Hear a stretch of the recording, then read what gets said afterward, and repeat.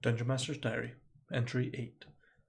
The party, now waiting on Dotran's combat with Lord Boone, has startled them.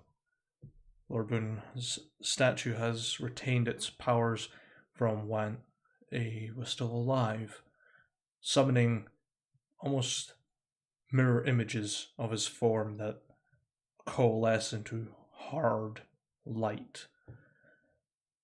Dotran putting up a fight trapped between the statue and its two images, its apparitions, continue to fight honorably, eventually falling to the powerful might that was Lord Boone, spared through tradition of combat.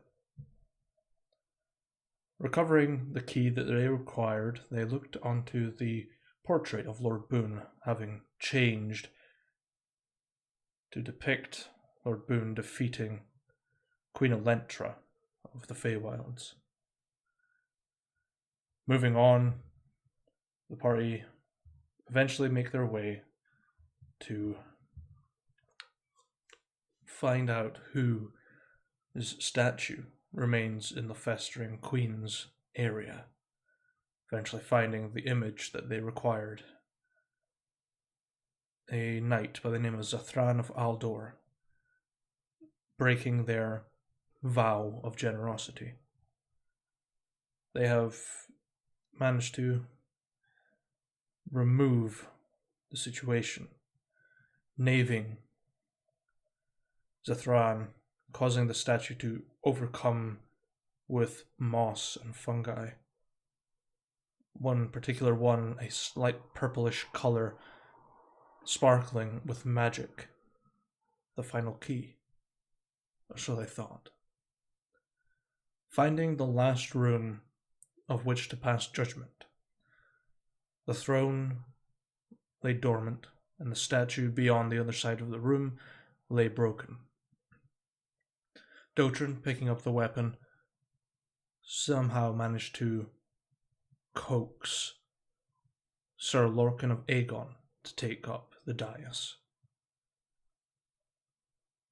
Truth finally came out that Sir Lorcan in his past was once known as Lord Everlyn of Nirvanil, a knight who failed to act upon wisdom, charging headfirst into battle, costing the lives of many innocents held hostage. They decided to dub him, returning him to Sir Lorcan of Aegon. The truth finally out, he sought to repair the damage of untruth, despite the fact that he had never lied, instead withheld some facts, and portrayed some fictions as to who Lord Everlyn was.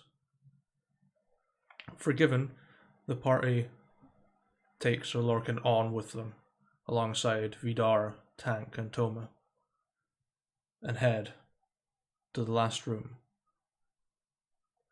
A well sitting at the center of the room, dry, but remaining with the keys that they required to open it. Upon opening it, they hesitantly jump through, ending up on a patch of the deep roads, far away from the castle. Just beyond dead trees and a track filled with freshly dug dirt, they see a broken archway and a throne crumbling before them, and upon it sits Siro'Alaenn, feasting upon an arm of an unfortunate individual.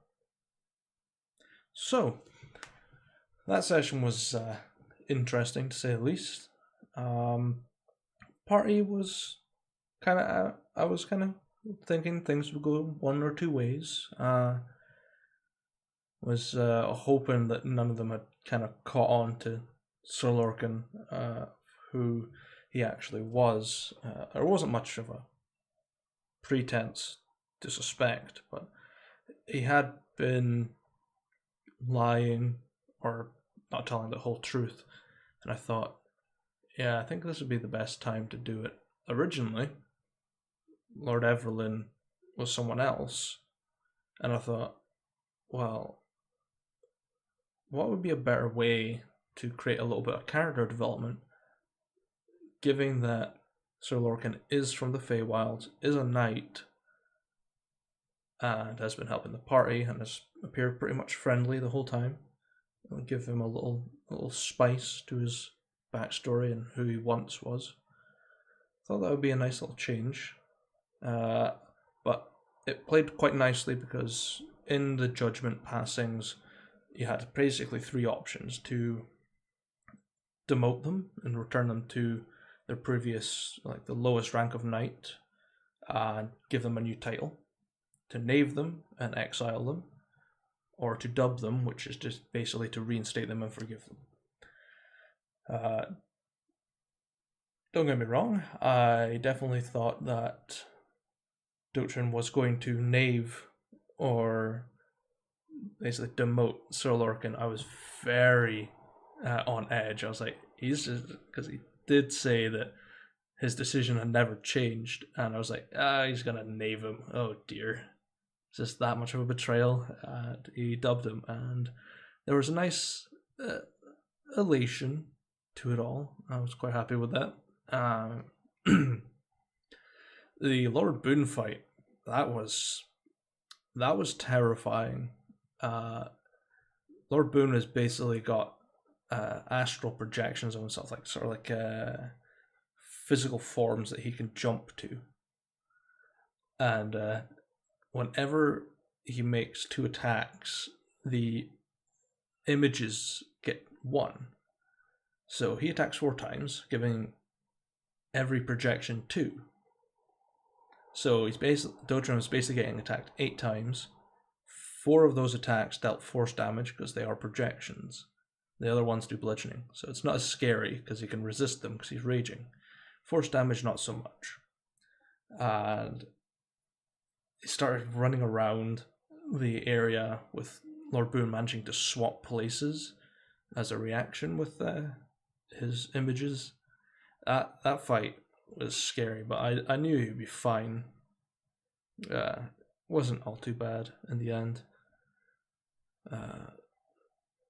Upon just getting so close to the Corpse King, I was very much interested to see how they would react to just having the Corpse King there. And I was hoping that, they might be prepared for the fight ahead. It shouldn't be too bad.